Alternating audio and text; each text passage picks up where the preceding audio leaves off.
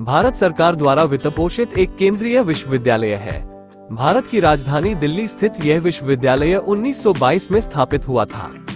भारत के उपराष्ट्रपति श्री जगदीप धनखड़ विश्वविद्यालय के वर्तमान कुलाधिपति हैं। दिल्ली विश्वविद्यालय के दो परिसर हैं जो दिल्ली के उत्तरी और दक्षिणी भाग में स्थित हैं। इन्हें क्रमशः उत्तरी परिसर और दक्षिणी परिसर कहा जाता है।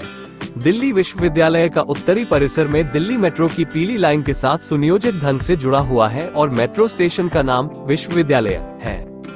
उत्तरी परिसर केंद्रीय सचिवालय से 2.5 किलोमीटर और अंतर्राज्यीय बस अड्डे से 7.0 किलोमीटर की दूरी पर स्थित है। तो वहीं इसका दक्षिणी परिसर गुलाबी पिंक लाइन से जुड़ा है और मेट्रो स्टेशन का नाम दुर्गाबाई देशमुख साउथ कैंपस है। दिल्ली विश्वविद्यालय की स्थापना 1922 में ब्रिटिश भारत के तत्कालीन केंद्रीय विधानसभा के एक अधिनियम द्वारा एकात्मक शिक्षण और आवासीय विश्वविद्यालय के रूप में की गई थी। हरि सिंह गौर ने 1922 से 1926 तक विश्वविद्यालय के पहले कुलपति के रूप में कार्य किया। उस समय दिल्ली में 4 कॉलेज मौजूद थे। सेंट स्टीफन कॉलेज की स्थापना 1881 में, हिंदू कॉलेज की स्थापना 1899 में, जाकिर हुसैन दिल्ली कॉलेज, तब दिल्ली कॉलेज के रूप में जाना जाता था, 1792 में स्थापित और रामजस कॉलेज की स्थापना 1917 में हुई, जिनको बाद में मान्यता विश्वविद्यालय ने प्रदान की। विश्वविद्यालय में शुरू में 2 संकाय, कला और विज्ञान, और लगभग 750 छात्र थे। ब्रिटिश भारत में राजधानी 1911 में कलकत्ता से दिल्ली स्थानांतरित कर दी गई थी।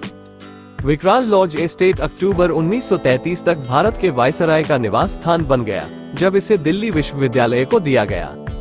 तब से इसने कुलपति और अन्य कार्यालयों के कार्यालय को रखा है। जब 1937 में sir Morris Gouy British Bharat के मुख्य न्यायाधीश के रूप में सेवा देने के लिए भारत आए, तो वे दिल्ली विश्वविद्यालय के कुलपति बने। उनके समय के दौरान स्नातकोत्तर शिक्षण पाठ्यक्रम शुरू किए गए थे और प्रयोगशालाएं विश्वविद्यालय में स्थापित की गई थी। 6 संकाय के सदस्यों में फिजिक्स में दौलत सिंह कोठारी और बॉटनी में पंचानन माहेश्वरी शामिल थे। गॉय को विश्वविद्यालय का निर्माता कहा जाता है। उन्होंने 1950 तक कुलपति के रूप में कार्य किया। 1947 में विश्वविद्यालय का रजत जयंती वर्ष भारत की स्वतंत्रता के साथ मेल खाता था और विजयेंद्र कस्तूरी रंगा वरदराजा राव द्वारा पहली बार मुख्य भवन में राष्ट्रीय ध्वज फहराया गया था। उस वर्ष भारत के विभाजन के कारण कोई दीक्षांत समारोह नहीं हुआ था। इसके बजाय एक विशेष समारोह 1948 में आयोजित किया गया था, जिसमें भारत के तत्कालीन प्रधानमंत्री श्री जवाहरलाल नेहरू, साथ ही Lord Mountbatten, Lady Mountbatten, Abul Kalam Azad, Zakir Hussain और शांति स्वरूप भटनागर ने भाग लिया। 25 साल बाद 1973 की स्वर्ण जयंती समारोह में भारत की तत्कालीन प्रधानमंत्री श्रीमती इंदिरा गांधी, सत्यजीत रे, अमृता प्रीतम और एम.एस. सुब्बुलक्ष्मी ने भाग लिया।